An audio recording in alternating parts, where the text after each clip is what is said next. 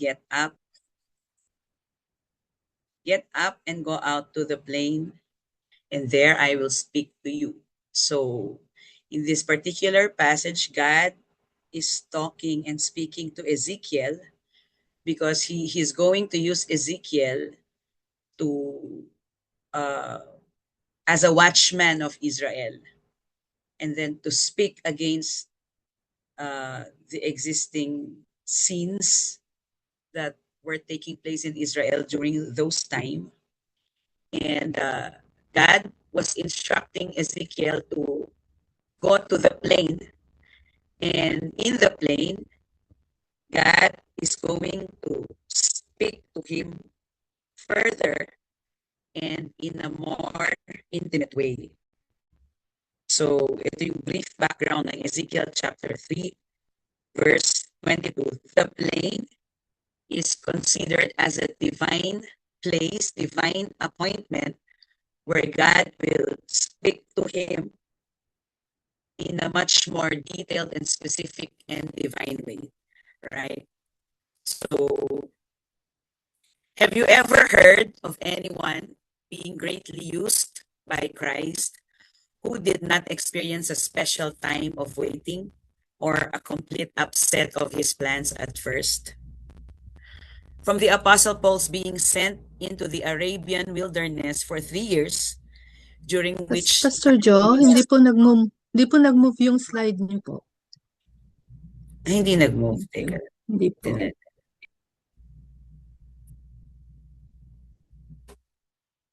Bakit kaya hindi nag-move? Teka lang. Nasaan na yung Zoom ko?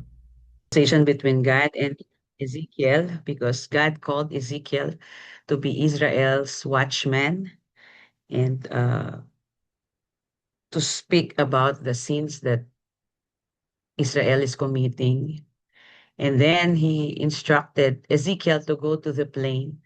And he said, in the plain, God will speak to him. It's a divine appointment with Yahweh and Ezekiel. So have you ever heard of anyone being greatly used by Christ who did not experience a special time of waiting or a complete upset of his plans at first? From the Apostle Paul's being sent into the Arabian wilderness for 3 years, during which time he must have been overflowing with the good news down to the present day.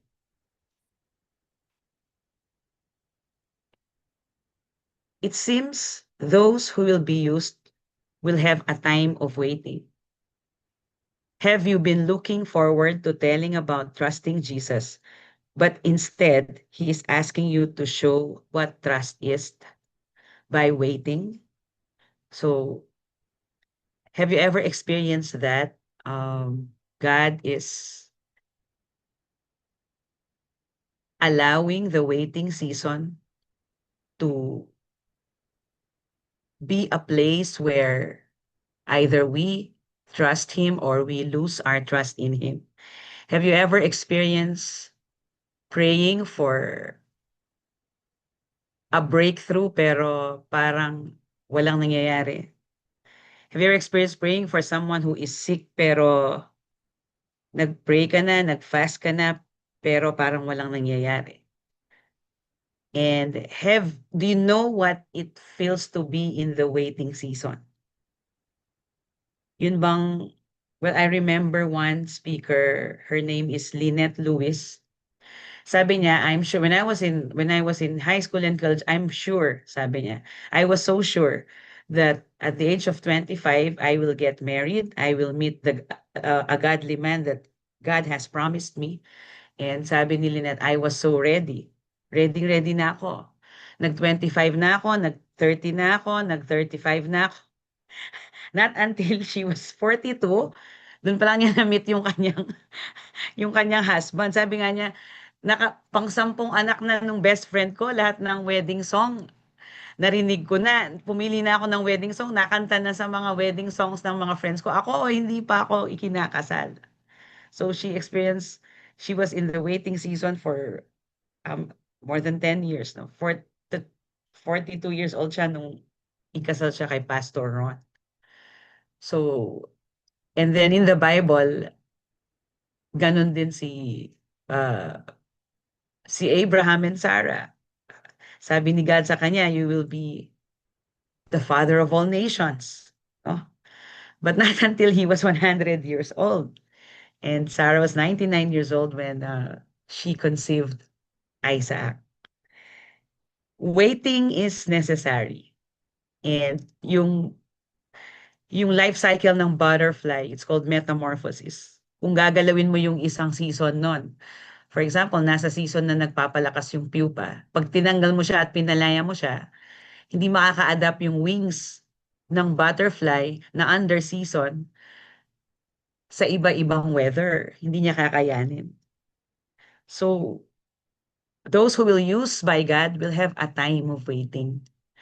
And waiting season, during our waiting season, dalawang bagay, mas pagkakatiwalaan natin ang Diyos even if we're not seeing any results or it seems nothing is happening. Parang ang transition lang ng Old Testament sa New Testament, meron silang tinatawag na silent years. Walang prophetic word. Can you imagine, wala kang nare-receive na prophetic word. Humihingi ka ng word, pero wala kang nare-receive na word. But you just have to trust that God is God is present. I'm sure all of us, meron tayong mga ganitong season sa buhay natin. No, yung parang bakit laging tayo-tayo, no? Minsan kami sa TG Hub, may season kami na gano'n. Tayo-tayo ulit, but the Lord showed us that uh, every season in our lives is very important. It's a season of trusting the Lord. It's a season of getting strength altogether inwardly. You don't know how the Lord is going to use you personally and as a team. Yeah. So waiting season can be a season of trusting God for who He is. When, sabi nga ng isang song, when answers aren't enough, there is Jesus. Tapos yung isa pa, when you don't understand, when you don't see His plans, when you can't trace His hands, trust His heart. Yeah. So,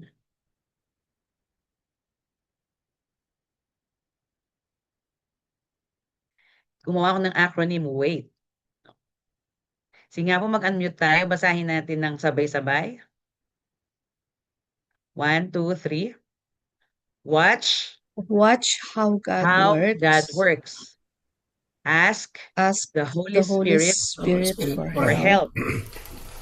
Intensify the will Intensify Intensify the will to to delight in delight Him. in to Him. delight in Him. Trust Trust Jesus Trust Jesus Jesus and the and ways the and the of ways God. ways of of God. God. Yeah. That is what it means to wait. At lahat tayo may season ng waiting. So, I'm going to ask you to just be in a silent moment. Let's just close our eyes. So, keep keep yourself muted and you can sing with me para lang hindi tayo sabay-sabay kasi sometimes yung internet delayed, no? So, you just sing with me and just close your eyes or you just listen while your eyes are closed. God is calling us to trust Him even in the waiting season. Here I am waiting, abide in me, I pray. Here I am longing for you. Hide me in your love.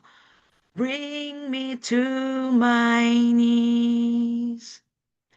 May I know Jesus more and more. Come live in me all my life. Take over. Come breathe in me, and I will rise on eagle's wings. Here I am waiting, Abide in me, I pray. Here I am longing for you. Hide me in your love. Bring me to my knees. May I know Jesus more and more. Come live in me all my life. Take over. Come breathe in me, and I will rise on eagle's wings. Come live in me all my life. Take over. Come breathe in me, and I will rise on eagle's wings. Right now, I just declare rest to just flow from the top of our heads down to the soles of our feet. Waiting season is a time of rest. Rest does not mean non work. Rest doesn't mean you're not doing anything. Waiting season means resting in the Lord, resting in His character, resting in the truth of who He is, resting in His sovereignty, resting in His characteristics, resting in His persona. You know, there are times that we love to do work for God. We love to offer things for God. But there is a season in our lives wherein all He is asking is for us to be present, to be in His presence. And so right now, I am inviting you to just rest in His presence. Because when we rest in His presence, that's where He shows us who He is. You know, it's like when we are spending time with our loved ones. I mean, we're just lying in bed together with our loved ones, but it's a time of spending time together, spending time wherein you and them or the person you are with is present. Because sometimes, although we are together, we are not present. We're so busy doing a lot of things. Although we are worshiping together, we lack adoration to the King of Kings because we're not present. We're just doing something for Him, but we are not really present.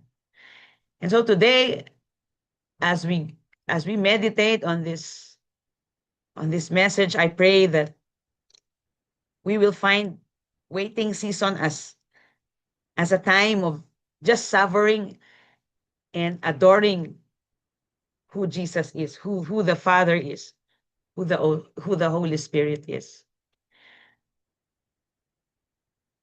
Isaiah chapter 40, verse 31 says, "But those who wait on the Lord shall renew their strength. They shall mount up with wings like eagles. They shall run and not be weary. They shall walk and not faint." So we are living in a generation where people are busy. We are so busy. And because of busyness, we experience over fatigue. We experience unnecessary tiredness. God is calling us to wait on Him because in the waiting season, in the season of trusting Him, His persona, our strength will be renewed and we will soar high with wings like eagles. And we will run and not be weary, and we will walk and not faint.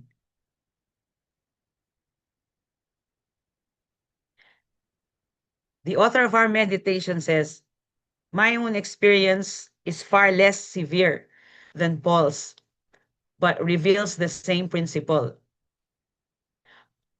Once, when I thought the door was being thrown open for me, to enter the literary field with a great opportunity. It was just it was just as quickly shut. My doctor stepped in and simply said, "Never. You must choose between writing and living, for you cannot do both."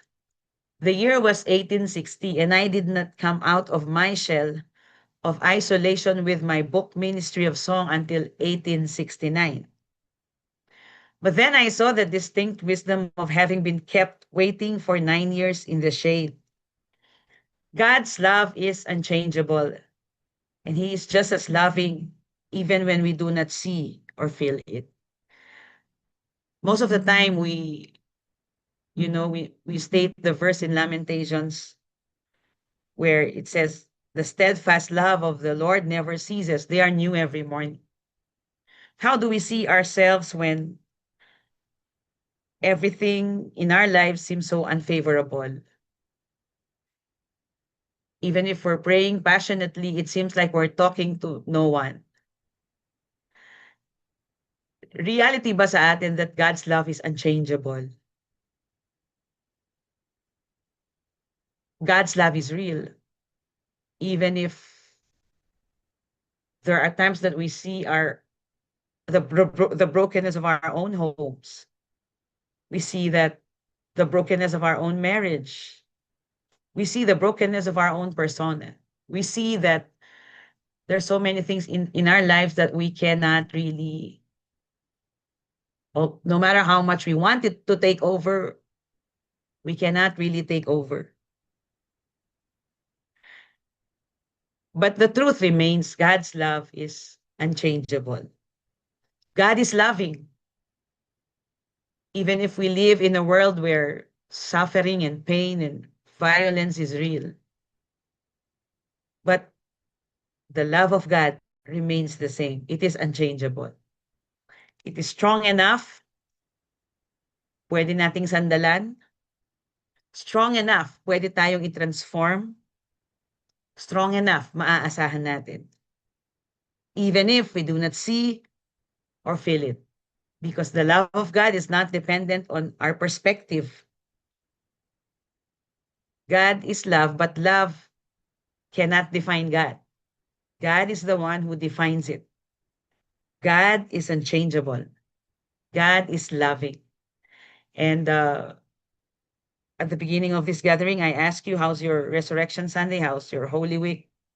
And praise God, because we all spent the Holy Week in a very powerful, moving, and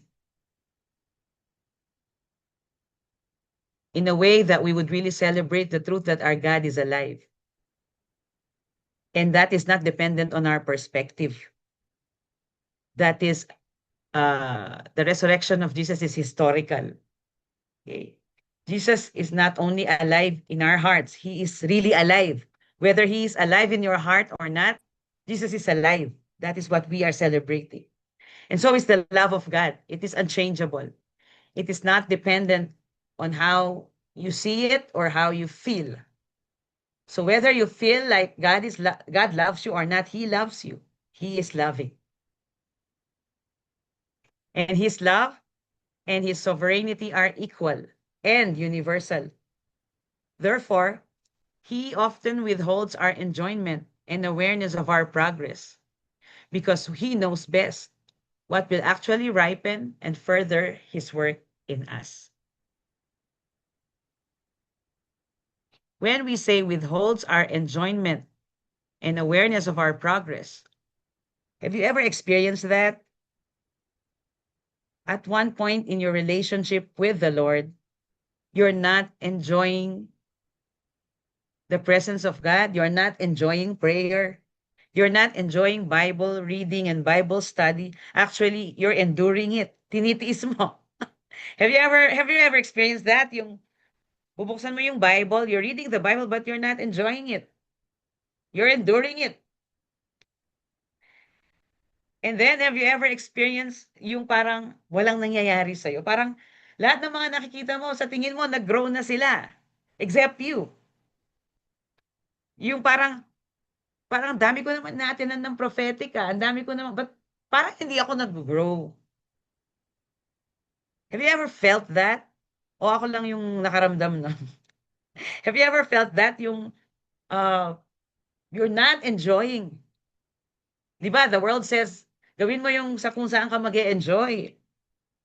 Do you think Jesus enjoyed the cross? No. Do you think he enjoyed the cross? Do you think Jesus enjoyed his 3 years with Peter, John, Matthew? Hindi lang sila makukulit, hindi sila madaling turuan. Can you imagine? Jesus was with them for 3 years, every day, 24 hours. He was with all these people. He was with Peter na mainitin ang ulo, no? Peter na nagtanggal ng tenga ng sundalo, dahil dinakip si Jesus. He was with Judas, na, despite of seeing all miracles, despite of seeing who Jesus is, ang pinaniwalaan pa rin niya ang sarili niyang interpretation ng revolution. He still did what he thought what would be best for his fellow citizens in Israel. No? Akala niya pag pinadakip niya si Jesus, mag-iignite ng revolution si Jesus, but it did not happen. He was with Matthew. He was with Thomas. He was with all these disciples na walang pumipiling rabbi kila Peter. No? Kumbaga, kulelat, makakasira sila ng image ng isang rabbi. That's why no one is speaking them. But Jesus did. And he was with them for 3 years, day and night, 24 hours. Do you think all those 3 years, nag-e-enjoy ba si Jesus with them? It was all enjoyment? And do you think when he endured the cross, di sana wala ng Garden of Gethsemane. Hindi na sana, well, scholars had to invent the word excruciating in order to describe the kind of pain that Jesus experienced on the cross. Medically speaking, yung sweating of blood, it's because of extreme distress, extreme pain inside, extreme suffering inside, that you had to sweat blood. And literally, he sweat blood when he was in the Garden of Gethsemane. And medically speaking, when you sweat blood, hahawakan lang yung skin mo, masakit na masakit. And that happened a day before the flogging, the beating. Can you imagine how painful it was? God withheld the enjoyment of the Son during those times. And so there will be times that God himself will withhold our enjoyment and awareness of our progress. There will come a time, or maybe some of us have already experienced that, like me. You're not enjoying what you're doing. You're not enjoying the presence of God. Nevertheless, you do it. And this is a very powerful revelation, because meron palang mga instances na hindi ka nag-e-enjoy at hindi ka aware sa progress mo because God himself is withholding it.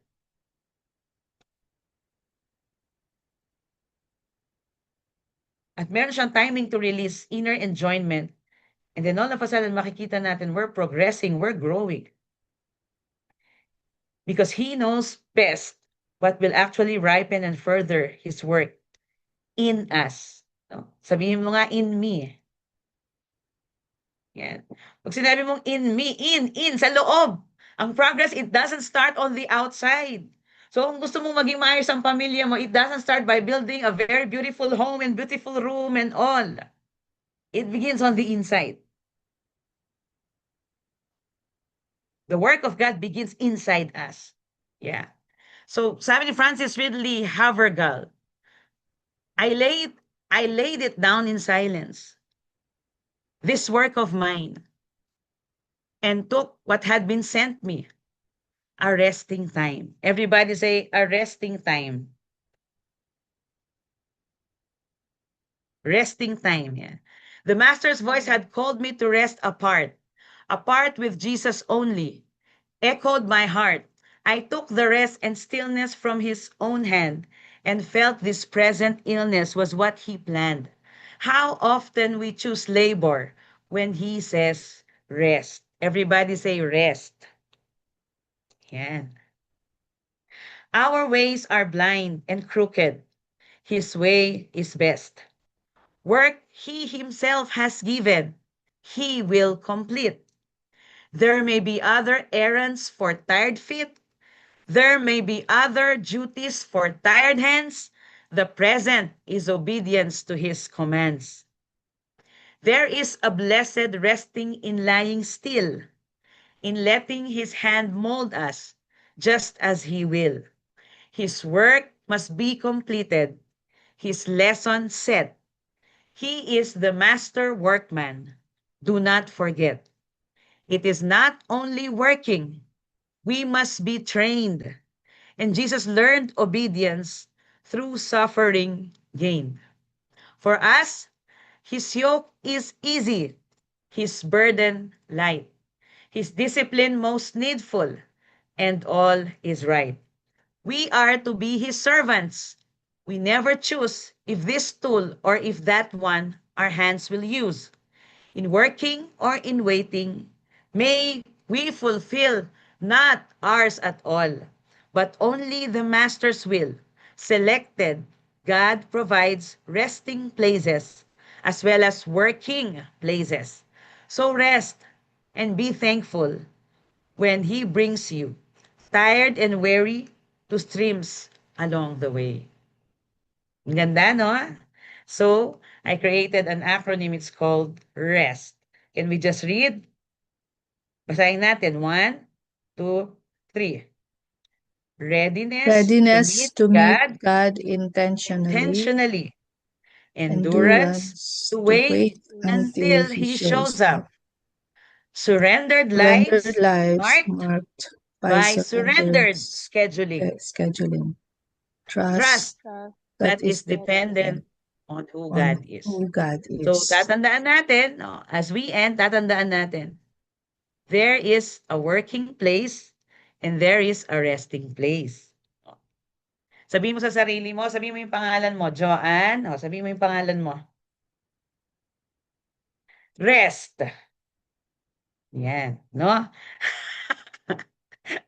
para medyo madagdagan ng buhay natin dito sa mundo. Merong working place, merong resting place. So our prayer points as we end for today. Number 1, let us ask the Holy Spirit to train us to wait upon the Lord from the position of resting in who God is. You know, sometimes we cannot see the hand of God at work. That's why it's very important to be intimate with who the Father is, who Jesus is, who the Holy Spirit is. Remember, it is impossible to be intimate with God without His Word. So I pray that when we study and meditate on the Word, it is from the position of rest, Sabbath. Remember, how did God rest? God rested on the 7th day.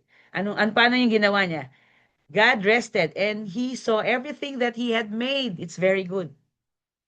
See, resting is a time of savoring on the work of God in Christ in our lives. So let us ask the Holy Spirit to train us to wait upon the Lord from the position of resting in who God is. Come on, let's just unmute and pray together. Let's unmute. Yes, Lord. Holy Spirit, just come. Thank you so much, Panginoon, Train us to wait that upon you the have Lord. have revealed to us. I pray that we would learn how to embrace the gift of rest. Rest, You not, are not, also a provider. you know, I pray, God, that you we can have we would resting. learn how Thank to you, rest in Panginoon. your presence It's the Holy Spirit so who that is our our mindset trainer, is who not is our working because of teacher, a need, who is our helper, because it's working who help us because to of our wait relationship with you. on Please, you Lord, Thank you, from Holy the Spirit. position Lord God, of resting, thank the you position of for this day, trusting, Lord, from the and the position daybreakers. of just Please, Lord, protect them, Holy guide Spirit, them, salamat. bless them, and thank give you, them Lord, wisdom in your for heart. resting in your word. And Jesus. please, Lord, Holy Spirit, train us to wait upon the Lord from the procession Yes, of yes, Lord. resting. In In Jesus' Jesus' name. name, Amen. Amen. Amen. Amen. Number 2, let us ask for humility to be truly intentional about spending time resting, not outside the presence of God, but always within His presence. You know, kapag tayo po ay, when we are already in Christ, we are a new creation. When you say new creation, wherever you are, okay, you know what it means to rest in the presence of God. But let us spend really intentional time to do our Sabbath within His presence. Let us ask for humility to be intentional when it comes to focusing our time, our resources, our strength within His presence, not outside His presence. Let's pray. God, I ask you to God, Teach us to be Lord, we ask give for us humble humility, humility, God. Lord, Father, I ask Give us you to to make humility us please truly bless so that intentional, the oh God, breakers maging intentional mas spending intentional kami. spending time We with know our you, what it means to rest in your Thank you, presence. Lord, Hindi not kami our napapagod sa time only with presence you, mo, to for Lord. Lord. how the humility world to We be know truly when you Help are us, present, intentional but about we know spending sees, when you oh time are not. God, help to like us. rest, We family cannot And and I like but pray rest just like Lord, without Moses, your God, Holy when he Spirit. went individual up to Mount Sinai, Lord, ways, even guide oh me. God, he you are came down, saying, God, Help rest his me face, but always his not within face your is without you. presence, we glowing need to spend time within because he your rested in your resting on Help presence. me. ways Him, on Help how me, but Lord. So God, to help truly rest, us not to oh rest in God, your outside, to presence. make you not Be our outside the example, presence of oh humble. God, God, Lord, but Teach always us within your on in presence. your how to presence, rest. Lord. Father, Amen. Your salamat, Lord. presence. Thank you. Thank you Thank In you, for God. Thank you. this Jesus' remindings. name. In Jesus' Pray. name, Amen. amen. Amen. Okay, can we all unmute and read this once again before I give the benediction? Okay. Can we read this all together? 1, 2, 3. Readiness, Readiness readiness Readiness to to meet meet God to meet God God intentionally, intentionally, Readiness to intentionally. meet God endurance intentionally, to wait endurance to Endurance Endurance to to wait till wait He wait waiting shows until up, till He you shows shows show up. up. up, surrendered lives surrendered marked lives, surrendered Surrendered Surrendered lives lives lives marked surrendered marked by by by scheduling, surrendered surrendered surrendered scheduling. scheduling. scheduling, trust that Trust is trust that It is dependent is is dependent dependent on on dependent who who dependent God on God who on is. is. God is. His. All right, can we Rest. just all receive the blessing of the Lord?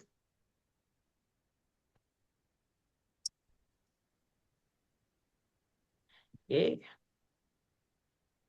Receive the gift of Sabbath. It's a gift. And it's not only a gift, it's our DNA. We are not complete when we do not rest. So today, receive the gift of rest, resting within the presence of the Father, Son, and Holy Spirit. God loves to be with you. God loves to be with me. More than anything else, He wants you to be present. He loves it when you spend time with Him intentionally. He loves it when you lean on His chest to rest. When you allow Him to carry you, He loves it when you come to Him as who you are and when you allow Him to come to you as who He is. Rest. Receive that right now so that what what we will contribute to this world are high caliber decisions coming from the position of resting in the Lord. Amen. You are a gift to this world. You are a blessing. Leave that truth out wherever you are. In the name of the Father, and of the Son, and of the Holy Spirit. Amen. Amen. Amen. Amen. Hello. Amen. Hello, Amen. JD. Hello. Thank you. Thank you po. Thank you.